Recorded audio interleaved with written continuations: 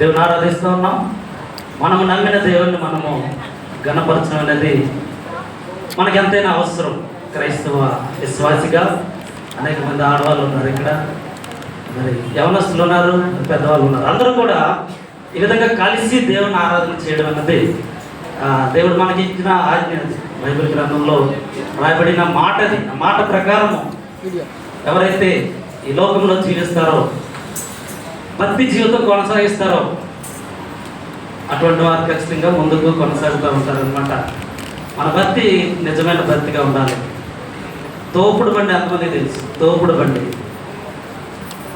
తోస్తే వెళ్తుంది, తోయకపోతే ఆగిపోతుంది. తెలుసా తెలీదు? తోపుడు బండి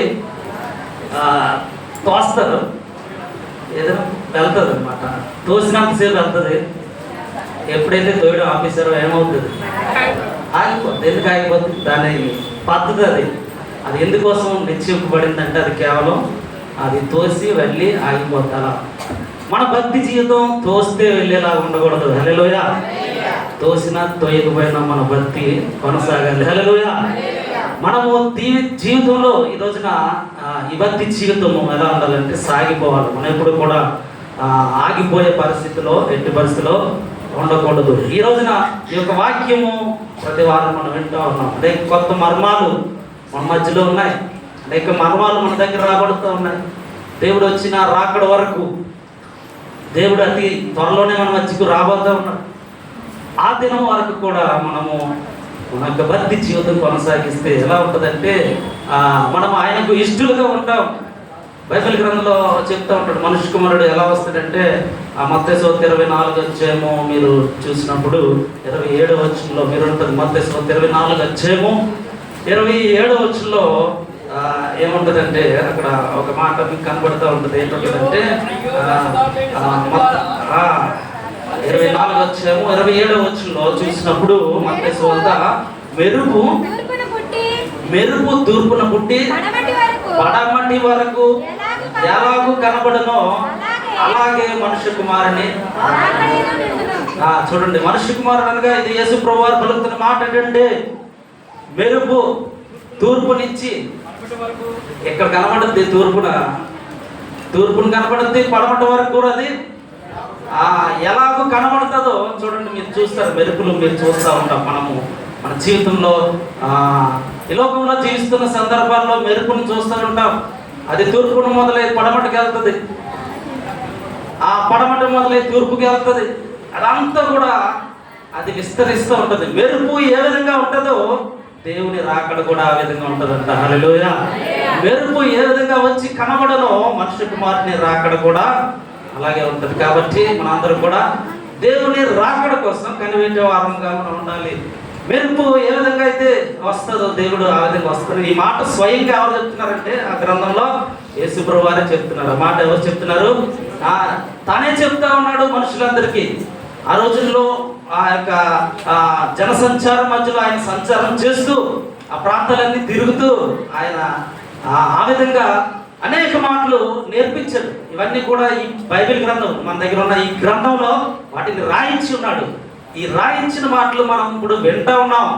వినగలిగిన వాడు, చెవులు గలవాడు వినుగాక. వినగలిగిన వాడు ఖచ్చితంగా మనము దేవుని నామానికి ఘనపరిచే వారంగా ఉంటాం. కాబట్టి దేవుని యొక్క మాటల్లో కొన్ని మాటలు ఈ రోజున చూడడానికి మనం ప్రయత్నం చేద్దాం.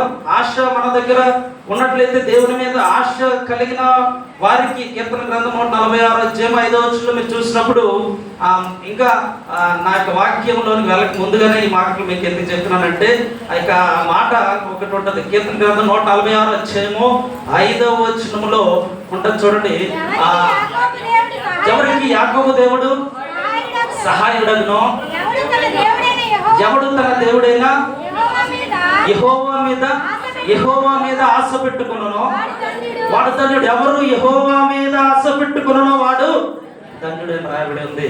ఈరోజున యెహోవా మీద ఆశ పెట్టుకున్నవాడు ధన్యుడు, దేవుని మీద ఆశ పెట్టుకున్నవాడు ధన్యుడు అని అక్కడ రాయబడి ఉంది.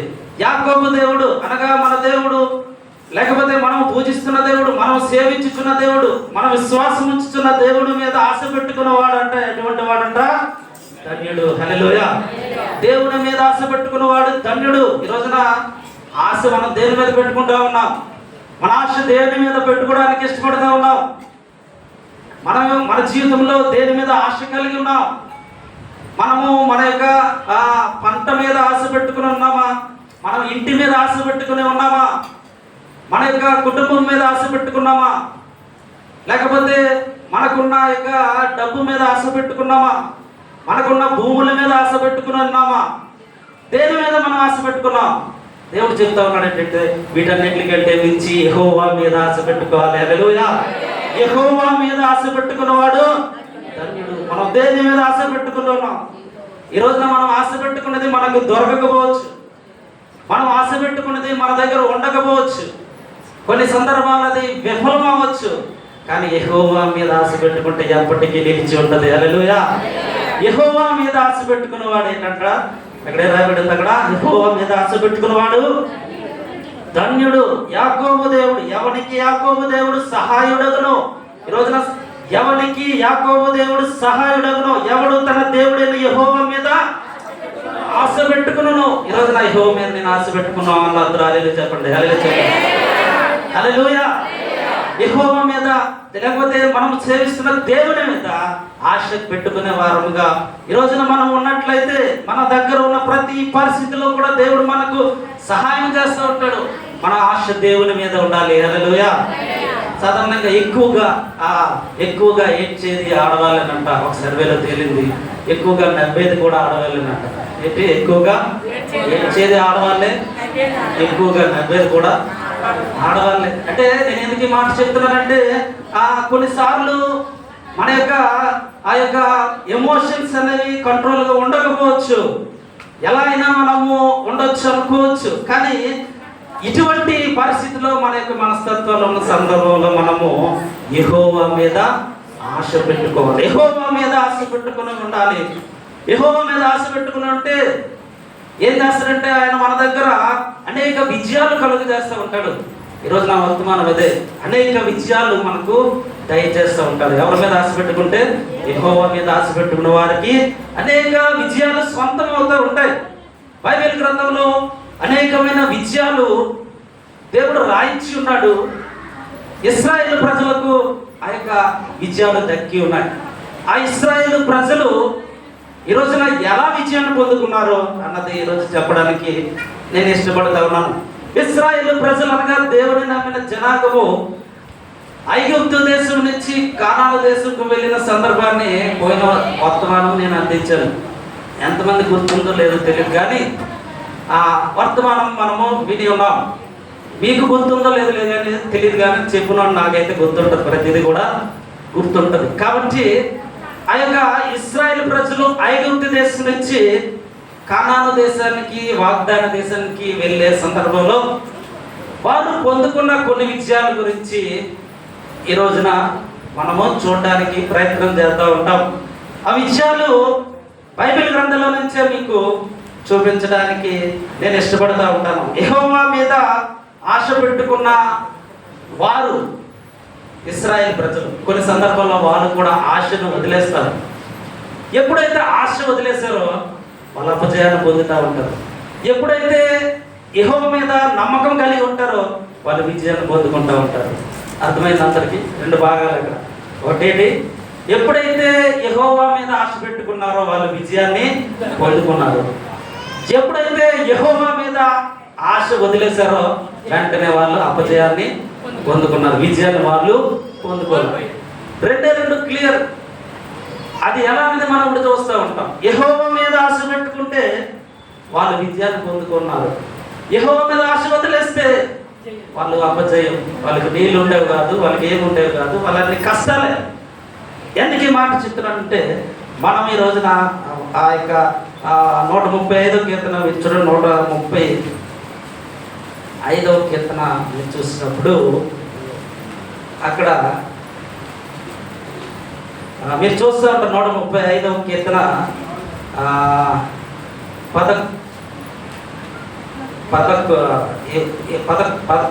పదవచనం నుంచి మీరు చదవండి. అనేకులైన అన్యజనులను, బలిష్ఠులైన రాజులను ఆయన హతము చేసిన వాడు, అమోరీల సీహోనును బాషాను రాజైన ఓగును హతము చేసెను, కనాను రాజ్యములన్నిటినీ పాడు చేసెను. అక్కడ రాయబడింది ఏంటంటే అనేకులైన అన్యజనులైన బలిష్ఠులైన రాజులను ఆయన హతం చేశాడు. బలిష్ఠులైన రాజులు. మనము ఎవరి మీద గెలవగలమంటే మనకంటే తక్కువ వారి మీద గెలవగలం. మనకంటే బలము తక్కువ గల వారి మీద మనం గెలవగలం. మనం విజయం సాధించగలం. అంతే కదా? వింటున్నారు అందరూ?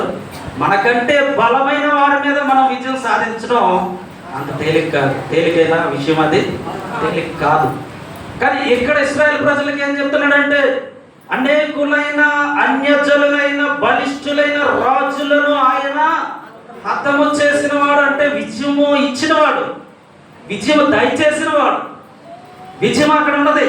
ఈ కీర్తన అంతా కూడా 135 కీర్తన అంతా కూడా మీరు చూసినప్పుడు ఆ కీర్తన ఎప్పుడు పాడుతున్నారంటే ఇశ్రాయేలు ప్రజలు వాళ్ళకి విజయాన్ని వచ్చిన తర్వాత, వాళ్ళకి ఆ విక్టరీ అన్నమాట, విక్టరీ వాళ్ళ దగ్గర ఉన్న సందర్భంలో, వాళ్ళు విజయాన్ని పొందుకున్న సందర్భంలో వారు ఈ యొక్క మాటలన్నీ కూడా రాసి ఉన్నారు. ఈ మాటలన్నీ కూడా వాళ్ళు కీర్తన రూపంలో వాళ్ళు అక్కడ పాడుతూ ఉన్న సందర్భం. ఆయన అనేకులైన బలిష్ఠులైన రాజులను హతము చేసిన వాడు. 13వ వచనం కూడా చూడండి, 12వ వచనం కూడా, ఆయన వారి దేశమును స్వాస్థ్యముగాను ఇశ్రాయేలీయులైన తన ప్రజలకు స్వాస్థ్యముగాను ఆయన అప్పగించెను. యెహోవా నీ నామము నిత్యము నిలిచును. ఎప్పుడైతే విజయాలు పొందుకున్నారో అప్పుడు రాస్తున్న కీర్తన ఇదన్నమాట. ఎక్కడ ఈ విజయాలు వచ్చాయో మీకు చూపిస్తాను. ముందుగా ఇప్పుడు మనం చూస్తున్న మాట ఏంటంటే విజయం పొందుకున్న తర్వాత వాళ్ళు రాస్తున్న కీర్తన, యెహోవా గొప్ప కార్యములు చేయవాడు, యెహోవా దయాళుడు. 1వ వచనంలో యెహోవాను స్తుతించుడి, 2వ వచనంలో యెహోవా మందిరములో నిలిచిండు వారులారా యెహోవాను స్తుతించుడి, 3వ వచనంలో యెహోవా దయాళుడు యెహోవాను స్తుతించుడి, 5వ వచనంలో యెహోవా గొప్పవాడు, 6వ వచనంలో యెహోవా సముద్రములు మహాసముద్రములు అన్నిటి మీద అద్భుత కార్యములు జరిగించిన వాడు, 7వ వచనంలో వాన కురినట్లు మెరుపు పుట్టించేవాడు ఆయనే, 9వ వచనంలో ఐగుప్తుని మధ్యను ఫరో ఎదురును అతని ఉద్యోగస్తుల ఎదురును ఆయన సూచక కార్యములు చేసేవాడు. ఇలా చూస్తే ఆ అధ్యాయం మొత్తం కూడా యెహోవా చేసిన అద్భుత కార్యములు వివరించబడ్డాయి. హల్లెలూయా!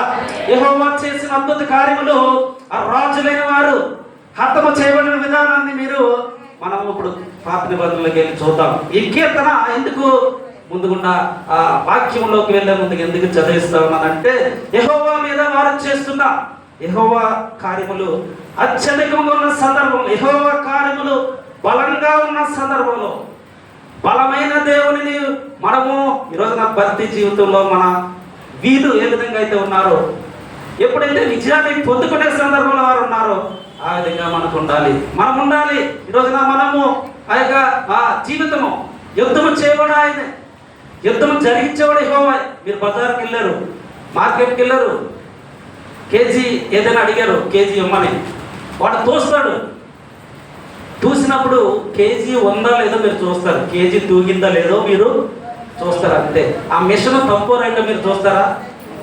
చెప్పండి, ఆ మిషన్ తక్కువ రైటో మీరు చూస్తారా? అక్కడ మీ కేజీ 2 కేజీల తూగాయో లేదో అంతే చూస్తారు. అంతేనా? అది ఆ మిషన్ తప్పు అయితే అది మీరు చూస్తారా? మనం చూస్తామా?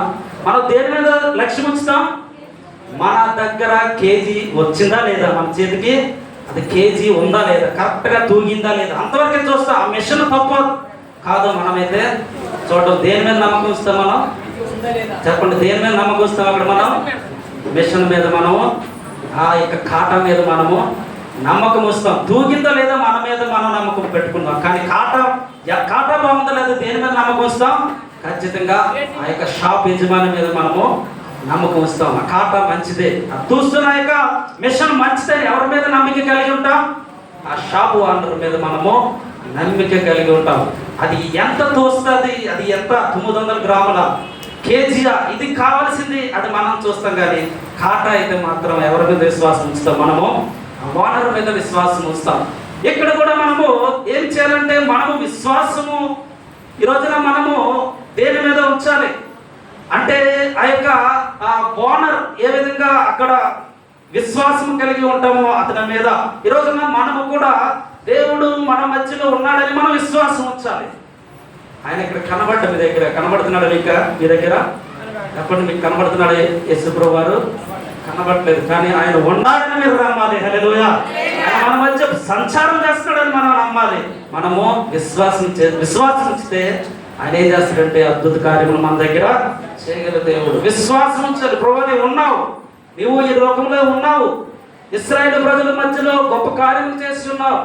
ఈరోజున ఇశ్రాయేలు రాజ్యం ఇప్పుడు కూడా ఉంది అక్కడ, మీరు చూస్తూ ఉన్నారు. ఇశ్రాయేల్ రాజ్యం ఇప్పుడు కూడా ఆ యొక్క ఇజ్రాయెల్ దేశంగా ఇప్పుడు ఉంది. ఆ దేశం మీదకి ఇప్పుడు కూడా ఇరాన్, ఇంకా పక్కన కొన్ని దేశాలు, ఇవన్నీ కూడా ఇజ్రాయెల్ మీద, ఇజ్రాయెల్ ప్రజల మీద యుద్ధం చేయడానికి ప్రయత్నం చేస్తూ ఉన్నారు, బాంబులు వేయడానికి ప్రయత్నం చేస్తూ ఉన్నారు. కానీ మీరు చరిత్ర చూస్తే ఇప్పటి వరకు కూడా ఈ మధ్య కాలంలో కూడా ఇజ్రాయెల్ దేశం ఎప్పటికీ కూడా ఓడిపోలేదు. హల్లెలూయా. వాళ్ళు వెనక ఉన్నవాడు ఆ దేశాన్ని స్వాచ్ఛముగా, ఇక్కడ రాయబడింది ఏంటంటే అనేకులైన బలిష్ఠులైన అంటే ఇటువంటి స్వాచ్ఛము కలిగిన దేశముగా ఆ దేశాన్ని దేవుడు ఎంచుకున్నాడు. కాబట్టి అక్కడ ఏం సెలవిస్తూ ఉన్నాడు, ఆ యొక్క మాటలు సెలవిస్తూ ఉన్నాడు ఏంటంటే ఈ దేశములన్నిటినీ పూర్వకాలంలో ఏ విధంగా అయితే ఆ దేశాలన్నింటినీ వారు గెలిచి ఉన్నారు, వారి దేశంలోనికి వెళ్ళి ఆ దేశాలన్నింటినీ కూడా జయించి ఆ దేశాలని స్వాధీనపరుచుకున్నారు. మీరు వెళ్తున్న త్రోవ సరిగా లేదు. మీరు అనుకుంటా ఉన్నారు ఇశ్రాయేల్ ప్రజలు వెళుతున్న ప్రాంతాలు బాగున్నాయని. ఆ రోజుల్లో వాళ్ళు నడుస్తూ ఉంటే అక్కడ బలిష్ఠులైన అనేకమైన వారు వీరి మీదకి వచ్చేవారు. వీళ్ళని అనేక మంది చెరపట్టుకుని పోయేవారు ఇశ్రాయేల్ ప్రజల్ని. అయినా సరే దేవుని మీద ఎప్పుడైతే వారు లక్ష్యం వచ్చడానికి ప్రయత్నం చేశారో వెంటనే దేవుడు వారికి విజయాన్ని అనుగ్రహించేవాడు. హల్లెలూయా. వెంటనే దేవుడు వారికి గొప్ప విజయాన్ని అనుగ్రహించడానికి ఇష్టపడేవాడు. అందుకే అధ్యాయం మొత్తంలో ఉంటుంది చూడండి, 19వ వచనం కూడా ఉంటుంది, యెహోవా ఇశ్రాయేలు వంశీయులారా యెహోవాను సన్నతించడం ఉంటుంది. ఇశ్రాయేలు వంశీయులారా యెహోవాను సన్నతించడం. ఎందుకంటే మీ మధ్య ఆయన సంచారం చేస్తున్న విధానంలో, మీ మధ్య ఆయన ఉంటున్న విషయంలో ఈరోజున మీకు ఎదురైన సమస్యలు చాలా కఠినమైనవి.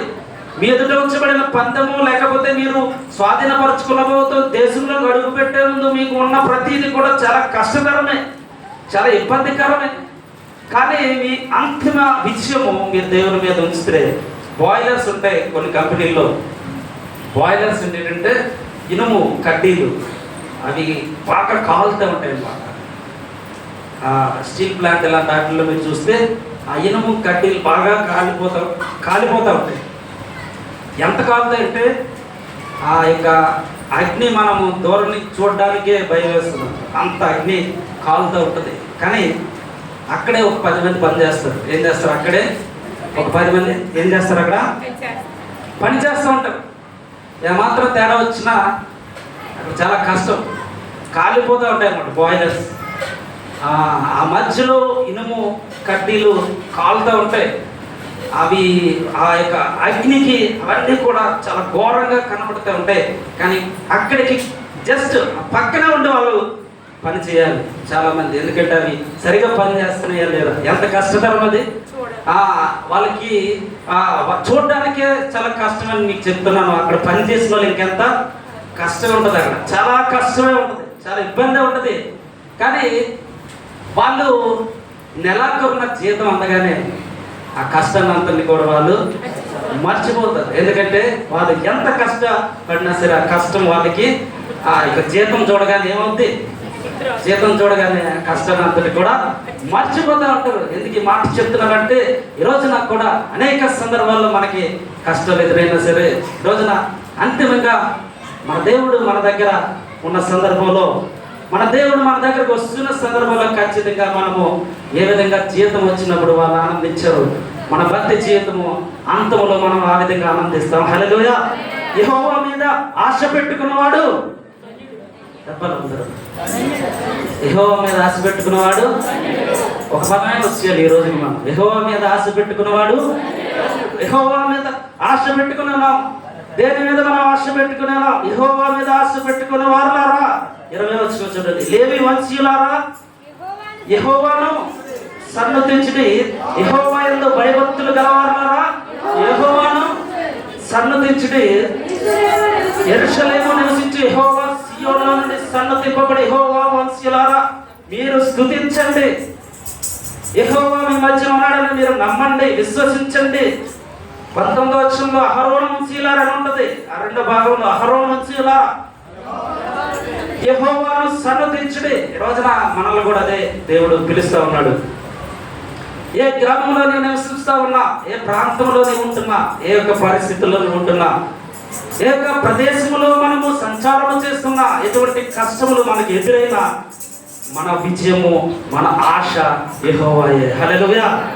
మన ఆశ యెహోవాగా మనము ఈ రోజున మనం ఉండడానికి ప్రయత్నం చేస్తే ఖచ్చితంగా ఆయన విజయము అనుగ్రహిస్తూ ఉంటాడు. ఇక్కడ మీరు చూశారు కదా, కానాను రాజ్యం 11వ వచనంలో ఇంకోసారి చదివి, అమోరీయుల రాజైన సీహోనును, అమోరీయుల రాజైన సీహోనును, బాషాను రాజైన ఓగును హతము చేసెను, కానాను రాజ్యములన్నిటిని చేశాను. అది ఎక్కడ జరిగిందో మీకు చూద్దాం. ఇప్పుడు మీరు చదివిన ఆ యొక్క మాట ఎవరెవరు అక్కడ?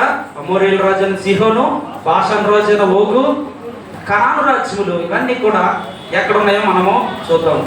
సంఖ్యాకాండం 21వ అధ్యాయం 21వ అధ్యాయం సంఖ్యాకాండం 21వ అధ్యాయం మొత్తం కూడా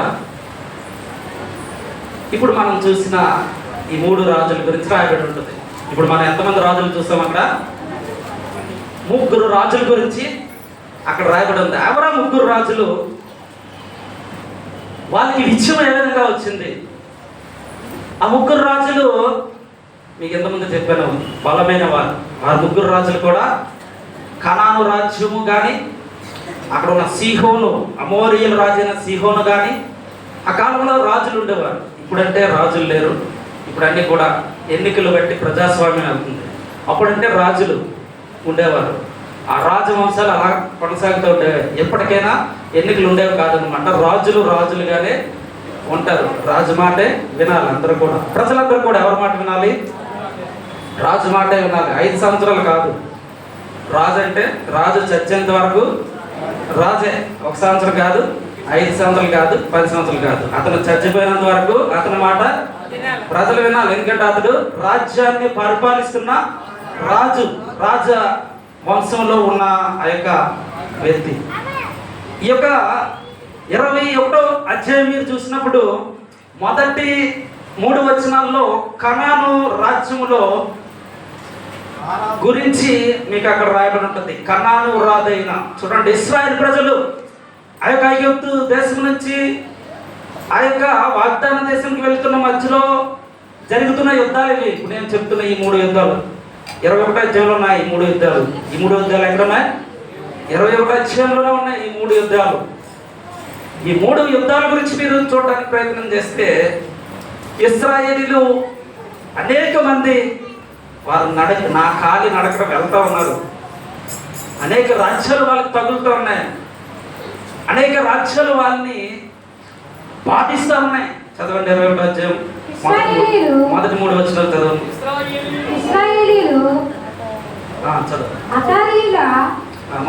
మార్గమున వచ్చున్నారని దక్షిణ దిక్షణ నివసించిన కనానీయుడైన ఆరాధరాజు విని అతడు ఇశ్రాయేలీయులతో యుద్ధము చేసి వారిలో కొందరిని చెరపట్టగా, ఇశ్రాయేలీయులు యెహోవాకు మొక్కుకొని, నీవు మా చేతికి ఈ జనమును బొత్తిగా అప్పగించిన యెడల మేము వారి పట్టణములను నీ పేరిట నిర్మూలన చేసేదమనిది. యెహోవా ఇశ్రాయేలీయుల మాట ఆలకించి ఆ కనానీయులను అప్పగింపగా, ఇశ్రాయేలీయులు వారిని వారి పట్టణములను నిర్మూలన చేసిరి. అందువలన ఆ చోటికి హోర్మా అని పేరు పెట్టబడింది. హల్లెలూయా. ఎంతమందికి అర్థమైంది 3 వచనాలు? ఇశ్రాయేలీయుల దగ్గర ఉంచబడిన విజయం ఇది. ఇశ్రాయేలు ప్రజల మధ్యలో ఉంచబడిన విజయం ఇది. అక్కడ ఉన్న కనాను రాజైన ఆరాదు, అతని పేరు ఏంటండి? ఆరాదు. అతను ఏం చేశాడంటే ఇశ్రాయేలు ప్రజల్లో కొందరిని చెరపట్టుకుపోయాడు. దేవుని నమ్మిన ప్రజలు కొంతమందిని పట్టుకుపోయాడు. అటువంటి సందర్భంలో చెరపట్టుకుపోయారనమాట. యుద్ధం జరుగుతున్న ఆ పరిస్థితి ఇంకా రావాలి. ఎందుకంటే దేవుని నమ్మిన ప్రజలు కొంతమందిని పట్టుకుని పోయాడు ఆ దేశానికి. చెరపట్టుకుని పోయాడు. చెరపట్టుకుని పోవడం అంటే అంత తేలిక కాదు. వీళ్ళ దగ్గర వాళ్ళు లేరు, వీళ్ళ స్వాధీనంలో వారు లేరు, వాళ్ళు వాళ్ళ దగ్గర పట్టుకెళ్ళిపోయారు. ఇటువంటి పరిస్థితుల్లో వాళ్ళు ఏం చేస్తున్నారంటే 2వ వచనం, ఇశ్రాయేలు యెహోవాకు మొరొక్కుకొని అని రాయబడి ఉంటుంది. హల్లెలూయా. ఎప్పుడైతే చెరపట్టబడ్డారో వెంటనే ప్రభువా అని వాళ్ళు యెహోవా దగ్గరకు వేడుకుంటున్నారు. ఇప్పుడు యెహోవా దగ్గర ఏం చేస్తున్నారు? మొరొక్కుకుంటున్నారు. యెహోవా, నీవు మా చేతికి ఈ జనమును బొత్తిగా అప్పగించిన మేము వారి పట్టణమును నీ పేరిట నిర్మూలన చేసేస్తాం. వారు యెహోవా దగ్గర ఉండలేరు. యెహోవా, నీవు మాకు సహాయంగా ఉంటే మేము ఈ యొక్క ఆరాధు రాజును జయిస్తాం. ఆరాధు రాజు మన దగ్గర ఉండడానికి లేదు. మేము జయించడమే కాదు, ఎవరైతే చెరపట్టబడ్డారో వాళ్ళందరినీ తిరిగి తీసుకొని వస్తాం. హల్లెలూయా. యెహోవాను మొక్కుకున్న సందర్భం. యెహోవాను మొక్కుకున్న ఎవరైనా సరే, యెహోవాను మొక్కుకున్న ఎవరైనా సరే విజయాన్ని పొందుకుంటారు. హల్లెలూయా. ఇక్కడ కూడా ఎప్పుడైతే ఇశ్రాయేలు యెహోవాకు మొక్కుకొని ఎప్పుడైతే వారు యెహోవా మీద విశ్వాసం పొందుకొని ఉన్నారో, ప్రభు వారిని మాకు అప్పగించు, ఆరాధు రాజును మాకు అప్పగించు, నేను వారిని నిర్మూలన చేస్తాం, వారి దేశాన్ని నిర్మూలన చేస్తాం, ఆ దేశాన్ని స్వాధీనపరుచుకుంటాం. ఒక దేశాన్ని నిర్మూలన చేసామంటే అర్థమేంటి? ఒక దేశాన్ని నిర్మూలన చేసామంటే అర్థమేంటి? ఆ దేశం మన చేతుల్లోకి వచ్చేసినట్టే. ఎందుకంటే ఆ దేశంలో ఉన్న ప్రతి భూమి, ప్రతి ఆస్తి కూడా మన చేతుల్లోనికి వచ్చేసినట్టు. ఎందుకంటే అది నిర్మూలమైపోయింది. అక్కడ ఉన్న ప్రజలు నిర్మూలమైపోయారు. ఆల్రెడీ ఉన్న ప్రజలు నిర్మూలమైపోయారు. దేవుని ప్రజలు స్వాధీనపరుచుకున్నారు. హల్లెలూయా. దేవుని ప్రజల దగ్గర విజయం ఖచ్చితంగా ఉంటది. దేవుని ప్రజల దగ్గర విజయం ఖచ్చితంగా జరుగుతూ ఉంటుంది. ఇంతకుముందు మనం చేసిన కీర్తనలో అదే రాయబడి ఉంటుంది. ఏంటంటే యెహోవా మీద లక్ష్య పెట్టి అనేకమైన బలమైన బలిష్టమైన రాజ్యములన్నింటినీ నీవు హతము చేసిన వాడు అని చూసాం. అక్కడ ఏం చూసాం? అనేక రాజ్యములను నీవు హతం చేసిన వాడైన కీర్తన గ్రంథాలు ఎందుకు చూసామంటే, ఇక్కడ ఈ వచనం ప్రకారము అక్కడ ఆ యొక్క రాజ్యాన్ని వారు పట్టణములను ఏం చేశారంటే నిర్మూలన చేశారు. అందువల్ల నిర్మూలమైన పట్టణానికి ఏం పేరు పెట్టారు? హోర్మా అని పేరు పెట్టారట. హోర్మా అంటే అర్థం కింద రాసి ఉంటుంది. ఏంటంట? నిర్మూలం. అంటే ఆ పట్టణము నిర్మూలం అయిపోయింది. దేవుని ప్రజల చేతిలోకి అది వచ్చేసింది. హల్లెలూయా. పట్టణము నిర్మూలం అయిపోయింది దేవుని వల్ల, దేవుని కార్యము వల్ల. మనుషుల వల్ల అయితే ఇది సాధ్యం కాదు. మనుషుల వల్ల అయితే వాళ్ళు ఆ ఇశ్రాయేలు ప్రజలు వాళ్ళని జయించలేరు, మనుషులుగా వాళ్ళని జయించలేరు. ఎందుకంటే వీరు చాలా తక్కువ మంది. వీళ్ళు బయలుదేరుతున్న ఇశ్రాయేలు ప్రజలు ఐగుప్తు దేశం నుంచి బయలుదేరారు. ఆ యొక్క కానాను దేశం వరకు కూడా అనేక మంది చనిపోయారు, అనేక మంది నిర్మూలమైపోయారు ఇశ్రాయేల్ ప్రజల్లో కూడా. ఎందుకంటే వాళ్ళు కొన్నిసార్లు యెహోవాను నిర్లక్ష్యం పెట్టారు. యెహోవాను నిర్లక్ష్యం పెట్టిన సందర్భం తర్వాత ఉంటుంది చూడండి. యెహోవాను నిర్లక్ష్యం పెట్టారు. నిర్లక్ష్యం పెట్టగానే అక్కడ పాములు వస్తాయంట, సర్పములు వస్తూ ఉంటాయి. 4వ వచనం నుంచి మీరు 7వ వచనం వరకు చూసినప్పుడు యెహోవా మీద ఎప్పుడైతే వారు లక్ష్య పెట్టలేదో చూడండి, అక్కడ 5వ వచనం చూడండి. కాగా ప్రజలు దేవునికి మోషేయును విరోధముగా మాట్లాడి, అరణ్యములో చచ్చుటకు ఐగుప్తులో నుండి మీరు మమ్మను ఎందుకు రప్పించిద్దరు? ఇక్కడ ఆహారం లేదు, నీళ్లు లేవు అని ఎప్పుడైతే వాళ్ళు అనుకుంటా ఉన్నారో చూడండి, ఇంత గొప్ప కార్యం అప్పుడే చూసారా లేదా? పెద్ద గొప్ప కార్యం చూశారు. వెంటనే ఏమంటారంటే వాళ్ళ దగ్గర నీళ్లు లేవు, ఆహారం లేని సందర్భంలో వెంటనే యెహోవా మీద విరోధంగా మాట్లాడుతూ ఉన్నారు. హల్లెలూయా. యెహోవా మీద విరోధంగా మాట్లాడుతున్న సందర్భం. ఏ ప్రజలైతే యెహోవాను మొక్కుకున్నారో అదే ప్రజలు యెహోవా మీద విరోధంగా మాట్లాడుతున్నారు. 2 నాలుకల ధోరణి అంటాం కదా. 2 నాలుకల ధోరణి అంటే ఏంటి? ఒక దగ్గర ఒకటి మాట్లాడతారు, ఇంకో దగ్గర ఇంకో మాట మాట్లాడతారు. అంతేనా? ఇలాంటి చాలా మంది మన జీవితంలో మన చుట్టుపక్కల చాలా మంది ఉంటారు. కానీ ఇశ్రాయేల్ ప్రజలు కూడా అటువంటి వారు. అప్పుడే యెహోవాను మొక్కుకున్నారు, అప్పుడే అంటారు మాకు నీళ్లు లేవు, మాకు ఆహారం లేదు. చూడండి, యెహోవా నీళ్ళు ఇవ్వలేడా? యెహోవా ఆహారం ఇవ్వలేడా? కానీ కొన్నిసార్లు ఇదే సందర్భం, ఇదే మాట, ఇదే యొక్క పరిస్థితి మనకు కూడా వచ్చిన సందర్భంలో మనము ఒకే నాలుక బ్రతికితే నీకోసమే, చావైనా నీ కోసమని మనము ఒకే నాలుకతో మనం మాట్లాడే వారంగా ఉండాలి. హల్లెలూయా. ఇప్పుడు ఖచ్చితంగా దేవుడు మన బద్ధిని దేవుడు గుర్తిస్తూ ఉంటాడు. యెహోవా మన మధ్యలో ఉన్న సందర్భంలో మీరు యొక్క బద్ధి జీవితాన్ని గొప్పగా పాటించేవారుగా మనం ఉండాలి. దేవుని విషయంలో, దేవుని మాటల విషయంలో, ఆయన యందు నమ్మిక ఉంచుట విషయంలో, ఆయన బైబిల్ పట్టుకుని నడుస్తున్న విషయంలో, ఆయన మాటల యందు లక్ష్యమిస్తున్న విషయంలో మనము ఒకే విధమైన సందర్భాన్ని కలిగి ఉంటే ఖచ్చితంగా దేవుడు మనకు సహాయం చేయడానికి ఆయన ఇష్టపడుతూ ఉంటాడు. మీకు ఒక దారం ఇచ్చారనుకోండి, తెంపమన్నాను అనుకోండి, మీకు మధ్యలో ఒక దారం ఇచ్చి తెంపమన్నాను అనుకోండి, మిమ్మల్ని తెంపేస్తారు. అదే ఒక పెద్ద తాడిచ్చి తెంపమన్నాను అనుకోండి, మీరు తెంపగలరా? మీరు ఒక దారం ఇచ్చాను మీకు తెంపమంటే తెంపేస్తారు. అదే ఒక పెద్ద తాడిచ్చి తెంపమంటే తెంపలేరు. ఎందుకంటే అది బలంగా ఉంది. ఈ రోజున అది బలంగా ఉంది కాబట్టి అది తెగదు. అది తెంపమన్నా ఎవరు కూడా అది తెగడానికి వీలు లేదు. మన బద్ధి దారం వలె ఉందా, తాడు వలె ఉన్నదా? హల్లెలూయా. ఈ రోజున మన యొక్క జీవితము బద్ధి జీవితంలో దారము వలె ఉన్నదా, బలమైన తాడు వలె ఉన్నదా? మనమే ఎక్కడైతే ఇశ్రాయేలు ప్రజలు ఏం చేస్తున్నారంటే వారి మధ్యకు ఆ దేవుని కార్యములు వినబడుతున్న సందర్భంలో కూడా వారి దేవుని మీద సనుగుకోవడం ప్రారంభం చేసిన వెంటనే అక్కడ ఏం జరిగిందో తెలుసా? అక్కడ పాములు వచ్చేసాయి. తాపకరమైన అందుకు యెహోవా ప్రజల్లోనికి తాపకరములైన సర్పములను చూడండి. తాపకరములంటే విషపూరితమైన సర్పములు అక్కడ వచ్చేసాయి. అవి ప్రజలను కరువుగా ఇశ్రాయేలు అనేక మంది ఏం చేయాలంటే అక్కడ చనిపోయారు. చూడండి, దేవుని దగ్గర దేవుడు ఏం పంపించాడంటే విషకరమైన పాములు వాళ్ళ దగ్గర పంపించాడు. పాములు కరిచి ఎంతో మంది ఏం చేయారు? చనిపోయారు. ఎంతో మంది చనిపోయారు. ఇప్పుడు చనిపోగానే ఇప్పుడు మళ్ళీ ఎవరు గుర్తొచ్చారు? వాళ్ళకి చెప్పాలి. ఎవరు వెంటనే మళ్ళీ ఎవరు గుర్తొచ్చారు? చెప్పాలి. చనిపోతున్నారు కదా, పాములు వచ్చే చనిపోతున్నారు. ఇప్పుడు ఎవరు కావాలి? మళ్ళీ ఎవరు కావాలి? యెహోవా కావాలి. ఎందుకంటే చనిపోతున్నాం. ప్రభువా మేము చనిపోతున్నాం. యెహోవా మా మధ్య నుండి సర్పములను తొలగినట్లుగా ఆయనను వేడుకున్నారు ప్రజలు.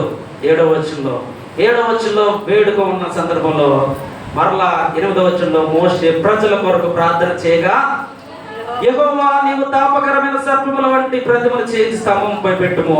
అప్పుడు కరవబడిన ప్రతి వాడును దాని వైపు చూచి బ్రతుకుని మోషేకు సెలవిచ్చును. అక్కడ మీరు చూసినప్పుడు ఆ యొక్క ఒక సర్పాన్ని నువ్వు తయారు చేయు, ఒక సర్పం ప్రతిమను తయారు చేయి.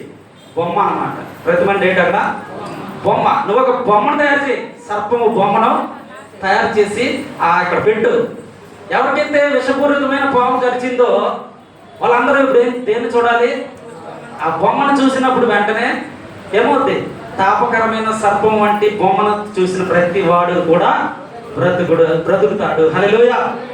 ఎవరైతే విషపూరితమైన ఆ యొక్క సర్పమును కరిచి చావు బతుకుల మధ్య ఉన్న ఎవరైనా సరే ఇక్కడికి వచ్చి దాన్ని చూసిన ప్రతి ఒక్కరు కూడా ఏమవుతారు? ఇత్తడి సర్పం అన్నమాట. అది దాన్ని చూసిన ప్రతి వాడు బ్రతుకుతూ ఉంటారు. ఈ రోజున ఎందుకు మాట చెప్తున్నానంటే, ఈ రోజున కొన్నిసార్లు మనము పడిపోయిన, కొన్నిసార్లు మనము మన జీవితంలో కొన్నిసార్లు విఫలమైన, కొన్నిసార్లు దేవునికి మన జీవితంలో కొన్ని ఇబ్బందులు మనము కల్పించినా సరే తిరిగి దేవుడు మనల్ని కరుణిస్తూ ఉంటాడు. తిరిగి దేవుడు మనల్ని నిలబెడతా ఉంటాడు ఎప్పుడైతే దేవుని వైపు చూచాము. హల్లెలూయా. ఈ రోజున దేవుని వైపు చూసిన ప్రతి ఒక్కరు కూడా బ్రతుకుతారు. అక్కడ ఉన్న ప్రజలు ఆ యొక్క ఇత్తడి సర్పమును చూసిన ప్రతి ఒక్కరు కూడా బ్రతికారు. ఈ రోజున కూడా దేవుని వైపున మనం చూస్తే ఖచ్చితంగా బ్రతుకుతూ ఉంటాం. అంతేకాదు దేవుడు గొప్ప కార్యములు చేస్తూ ఉంటాడు మన మధ్యలో. వాళ్ళు నీళ్లు లేవన్న సందర్భంలో వాళ్ళు ఒక బావి అక్కడ తవ్వుతారనమాట. ఒక బావి తవ్వినప్పుడు ఆ బావి నుంచి ఏమొస్తుంది? నీరు వస్తూ ఉంటది. అక్కడ చెప్పండి, చూడండి 16వ వచనం. అక్కడ నుండి వారు బెయేరుకు వెళ్ళిరి. యెహోవా జనులను పోగు చేయము, నేను వారికి నీళ్ళు ఇచ్చేదని మోషేతో చెప్పిన బావి అది. అక్కడ బావి, ఒక బావిని దేవుడు ఇచ్చాడు. ఆ బావిలో నీళ్లు లేవు. బావిలో నీళ్ళంట లేవు.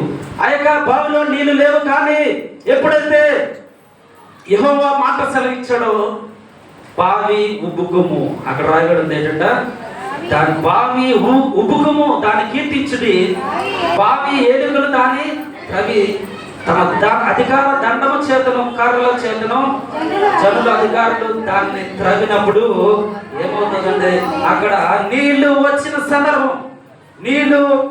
సందర్భం దేవుడు అనుకుంటే, దేవుడి యొక్క కార్యాలు ఎలా ఉంటాయంటే, ఆయన అనుకుంటే ఏదైనా జరుగుతూ ఉంటది, ఆయన అనుకుంటే ఆయన సాక్ష్యము చేయగలమని అనేకమైన ఈ లోకంలో ఉన్నాయి. ఇదే గొప్ప సాక్ష్యం అన్నమాట. మనం చూస్తున్న సాక్ష్యము ఆ యొక్క మాటల్లో ఉన్న ప్రతీది కూడా మీకు చూస్తూ ఉంటారు. ఆ యొక్క కనాను రాజును హతము చేసిన విధానం ఇక్కడ చూస్తాము. ఇందాక మనం కీర్తనలో చూసినట్టుగానే సీహోను రాజును కూడా 21వ వచనంలో చూస్తారు. సీహోను రాజు అని అక్కడ చదివాం కదా, కీర్తనలో ఏం చదివాం? సీహోను రాజుని మనం అక్కడ చదివి ఉన్నాం. అదే సీహోను రాజు ఇక్కడ హతమవుతున్న విధానము, ఓడిపోతున్న విధానం మీరు 21వ వచనం నుంచి మీరు చూస్తూ ఉంటారు. ఇశ్రాయేలీయులు అమోరీయుల రాజు సీహోను నద్దకు దూతలను పంపి, మమ్మల్ని నీ దేశంలో పడి వెళ్ళనిమ్ము, మేము పొలములోకైనను ద్రాక్ష తోటలకైనను పోము, బావులు నీళ్లు త్రాగము, మేము నీ పొలిమేరలను దాటు వరకు రాజమార్గంలో నడిచిపోదుమని అతనితో చెప్పించింది. ఇక్కడ రెండవ రాజు, మొదటి రాజు ఏ విధంగా హతమయ్యాడో రెండవ రాజు ఇక్కడ మనం చూస్తూ ఉన్నాం. రెండవ రాజు రాజ్యము అమోరీయుల రాజ్యము. అక్కడ సీహోను అన్నవాడు రాజు. ఆ రాజ్యము దగ్గరకు ఇశ్రాయేల్ ప్రజలు వెళ్ళిన సందర్భంలో ఒక మాట పలుకుతాం ఏంటంటే, మేము మీ యొక్క దేశంలో నుంచి వెళ్ళిపోతాం, మీ దేశంలో ఏమి తినం ఏమి తాగం, కేవలం దారిని మాత్రం మాకు ఇవ్వండి అన్నారు. ఏమన్నారు? దేవుని నమ్మిన ప్రజలు ఆ యొక్క రాజుని ఏమడిగారంటే, దారి ఇవ్వండి చాలు, మేము వెళ్ళిపోతాం అంతే, మీ దేశంలో ఏది మొట్టం, మేము ఏం మొట్టం అంట, ద్రాక్ష తోటలు కానీ, బావుల్లో నీళ్లు కానీ, అక్కడ పొలంలో పంటలు కానీ ఏమి మొట్టం, మేము కేవలము రాజమార్గంలో మేము ఆ రోడ్డు మీద నుంచి మేము వెళ్ళిపోతాం, అవి మీ దేశాన్ని దాటుకుని వెళ్ళిపోతాం అన్న మాట అక్కడ వాళ్ళు పలికినప్పుడు ఆ రాజు అవకాశం ఇవ్వడం అన్నమాట. ఆ రాజు అవకాశము ఇవ్వడు. చదవడానికి మనకి సమయం లేదు కానీ ఆ రాజు అవకాశాన్ని ఇవ్వడు. మీరు మా రాజ్యంలోనికి రావడానికే వీల్లేదు, దారి కూడా ఇవ్వడం అనమాట. అక్కడ దారి కూడా ఇవ్వకుండా ఏం చేస్తాడంటే, ఇవ్వకుండా ఏం చేస్తాడంటే ఇశ్రాయేలు ప్రజలను ఇబ్బంది పడుతూ ఉన్న సందర్భం అది. ఇశ్రాయేలు ప్రజలు దేవుడు నమ్మిన జనాంగం, యెహోవా దేవుడు వారికి తోడుగా ఉన్నాడు, యెహోవా దేవుడు కార్యములు అనేకమైనవి వారు చూస్తూ ఉన్నారు. ఆ సంగతి కూడా విని ఉండి వీళ్ళకి త్రోవ ఇవ్వని పరిస్థితిలో ఏమవుతుందంటే ఆ రాజ్యం మీదకి మరలా వీళ్ళు యుద్ధం చేయాల్సి వస్తుంది. హల్లెలూయా. సీహోను రాజు మీదకి యుద్ధము చేయాల్సిన పరిస్థితి వస్తూ ఉంటది. అటువంటి సందర్భంలో సీహోను రాజు, అమోరీయుల రాజు అయిన సీహోనును వీరు తిరిగి హతమార్చి ఆ దేశాన్ని కూడా స్వాధీనపరుచుకుంటారు. హల్లెలూయా, హల్లెలూయా. రెండవ రాజుగా మనం చూస్తూ ఉన్నాం. ఈ యొక్క అమోరీయుల రాజు అయిన సీహోను కూడా దేవుడు వారి చేతికి అప్పగించి ఉన్నాడు. హల్లెలూయా. ఇశ్రాయేలు ప్రజలు దేవుడు నమ్మిన జనాంగాన్ని మనము ఈ రోజున మనము చూస్తూ ఉన్న సందర్భంలో మన యొక్క పరిస్థితి ఏ విధంగా ఉన్నది? ఈ యొక్క విజయాన్ని పొందుకునే పరిస్థితిలో మనం ఉన్నామా? విజయాన్ని పొందుకునే పరిస్థితిలో మనం ఉండి ఉన్నామా? క్రీస్తును సంపాదించుకున్న మనము క్రీస్తు ప్రేమలో ముందు కొనసాగే వారుగా మనము మన పిల్లలను భక్తి మార్గంలో పెంచగలుగుతున్నామా? మొన్న పేపర్లో చదివాను, 10th క్లాస్ అమ్మాయి ఒక అబ్బాయిని ప్రేమించింది. 10th క్లాస్ అమ్మాయి ఒక అబ్బాయిని ప్రేమించిందంట. అబ్బాయిని ప్రేమించి ఏం చేసిందంటే, చాలా ఇబ్బంది వస్తుందని, ఆ ప్రేమకు అమ్మాయి తల్లి ఇబ్బంది పడుతుందని ఆ యొక్క ప్రియుడు ప్రియురాలు ఇద్దరు కలిసి ఆ యొక్క అమ్మాయి యొక్క తల్లిని చంపేశారు. ఏం చేశారు? అమ్మాయి యొక్క తల్లిని హత్య చేసేసారు. పేపర్లో చదివారు. ఎక్కడది? హైదరాబాద్ జీడిమెట్ల దగ్గర జరిగింది. ఎటు వెళ్ళిపోతూ ఉన్నాం మనం? ఎటువంటి పరిస్థితికి వెళతా ఉన్నాం? ఆమె యొక్క వయసు ఎంత? ఆమె తన ప్రియుడితో కలిసి ఏం చేసింది? సొంత తల్లినే చంపేసింది. ఇప్పుడిద్దరు కలిసి జైల్లో ఉన్నారు. వాళ్ళు ఎక్కడున్నారు అది కాదు కావాల్సింది, వాళ్ళు చేసింది, వాళ్ళు ఆ యొక్క కార్యం ఏం చేసి ఉన్నారు, వాళ్ళు ఏం నేర్చుకొని ఉన్నారు, వాళ్ళు ఏ విధంగా ప్రవర్తిస్తూ ఉన్నారు, వాళ్ళు ఏ విధమైన పరిస్థితిలో ఉన్నారు. ఆ చివరిగా అక్కడ వాళ్ళ ఎదురు శుద్ధి ఏవో ఉన్నాయి, వీటితో కలిసి ఇద్దరు కలిసి శుద్ధితో చంపారు. దేంతో చంపారు? ఇంట్లో శుద్ధితో, లేకపోతే అక్కడ ఉన్న వాటితో.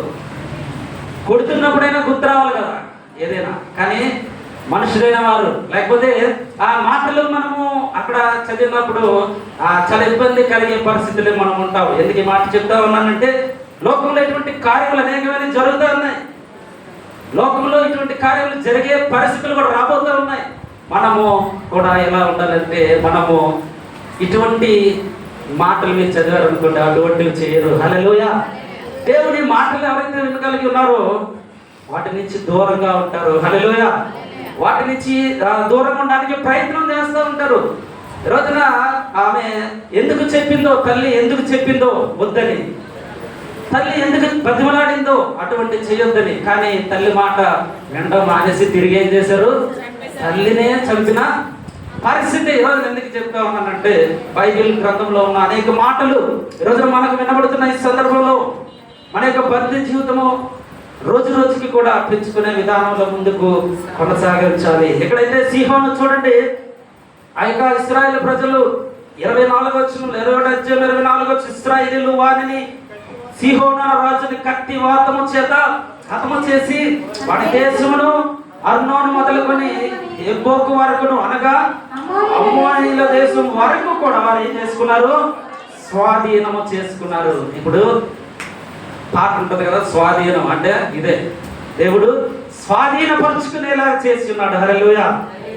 ఎందుకంటే యెహోవా మీద ఆశ పెట్టుకున్నవాడు, చెప్పాలి, యెహోవా మీద ఆశ పెట్టుకున్నవాడు ధన్యుడు. కాబట్టి మనము ఈ యొక్క వీళ్ళందరూ కూడా యెహోవా మీద ఆశ పెట్టుకున్నారు. కాబట్టి సీహోను అనగా మామూలు రాజు కాదండి. సీహోను అనగా బలమైన రాజు. అమోరీయుల రాజు అయిన సీహోను అంటే అంత తేలికైన విషయం కాదు. అతడు అప్పటికి అనేక రాజ్యాలను జయించి ఒక పెద్ద రాజ్యాన్ని కట్టుకుని ఉన్నాడు. అనేక చిన్న చిన్న రాజ్యాలన్నీ జయించి ఒక పెద్ద రాజ్యాన్ని కట్టుకున్న రాజు ఎవరంటే సీహోను రాజు. అంటే ఒక పెద్ద రాజును వీళ్ళు హతము చేయగలిగారు ఎప్పుడైతే దేవుని మీద లక్ష్యం ఉంచి ఉన్నారో. ఎప్పుడైతే దేవుని మీద లక్ష్యం ఉంచి ఉన్నారో, ఎప్పుడైతే దేవుని మీద లక్ష్యం ఉంచి ఉన్నారో, దేవుని మీద విశ్వాసము కలిగిన వారిగా వారు ఉన్నారో, దేవుడు వారికి ప్రవచన రూపంలోనే కొన్ని మాటలు వాళ్ళకి తెలియజేస్తూ ఉంటారు. 30 వచనంలో చూడండి, వాటి మీద గురిపెట్టి, సంఖ్యాకాండం 21:31 వచ్చిన వాటి మీద గురిపెట్టి దిబోను వరకు హెష్బోను నశించెను, నోఫగు వరకు దానిని పాడు చేసింది, అగ్ని వలన మెదెబా వరకు పాడు చేసింది. అట్లు ఇశ్రాయేలు అమోరీయ దేశంలో దిగిపోయారు. హల్లెలూయా.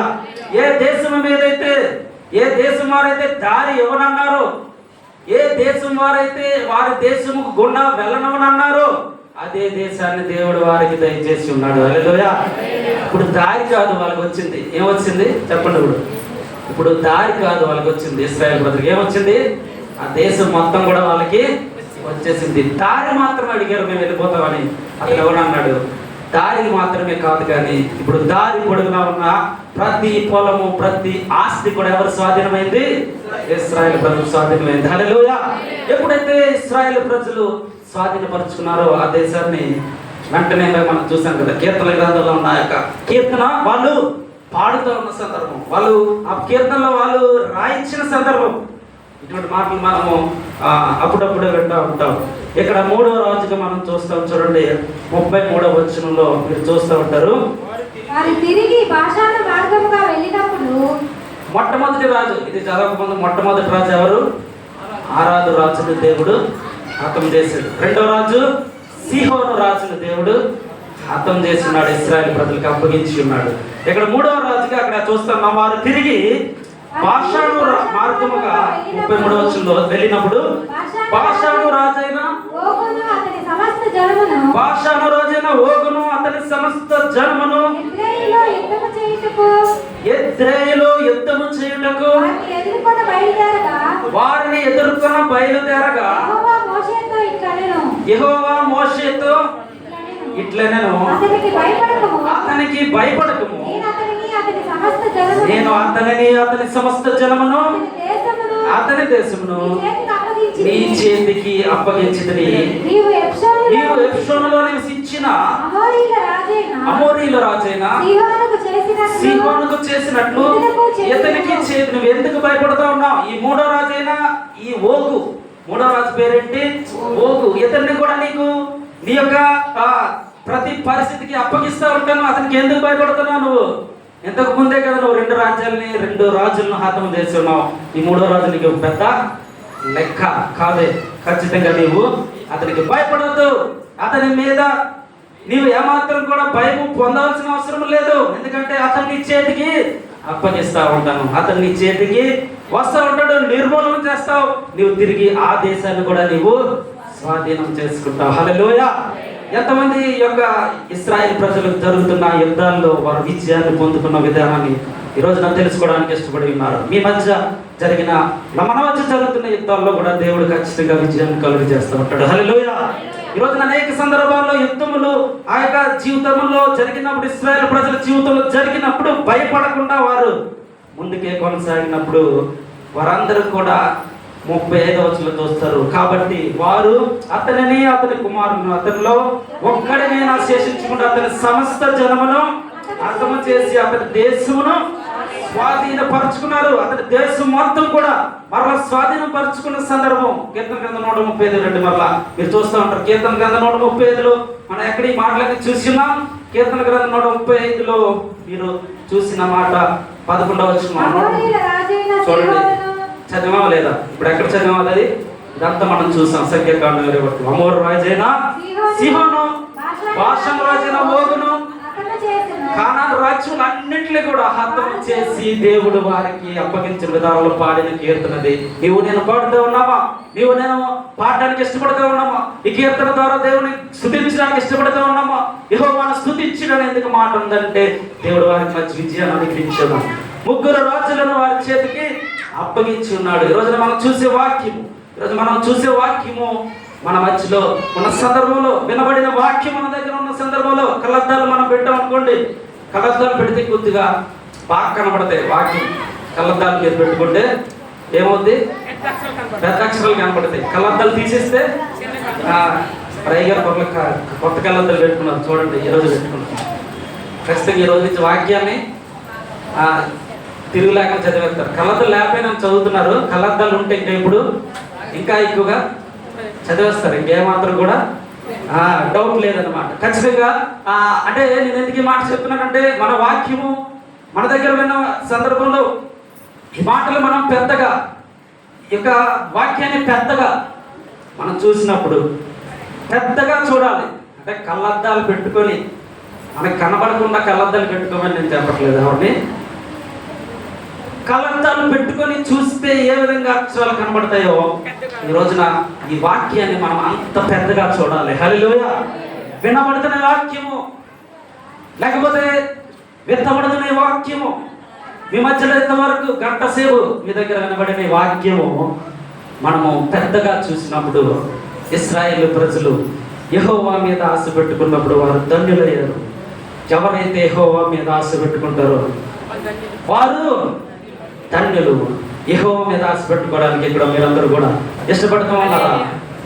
ఎవరైతే ఈ యొక్క వాక్య ప్రకారము దేవుని భక్తిలో దినదినము కూడా వారం మనం దేవునికి ఇష్టకరముగా ముందుకు కొనసాగిన సందర్భంలో ఆ యొక్క రొట్టె ద్రాక్షరసం కూడా మీ మధ్యకి రాబోతూ ఉంది. యేసు ప్రభువారు మన మధ్యలో ఉన్న సందర్భంలో ఆయన శరీరము రక్తం కూడా మన మధ్యలో ఆయన ఉన్నారని విశ్వసించడానికి ఒక సూచనగా అది మీ మధ్యకి ఇప్పుడు తేవబోతూ ఉంది.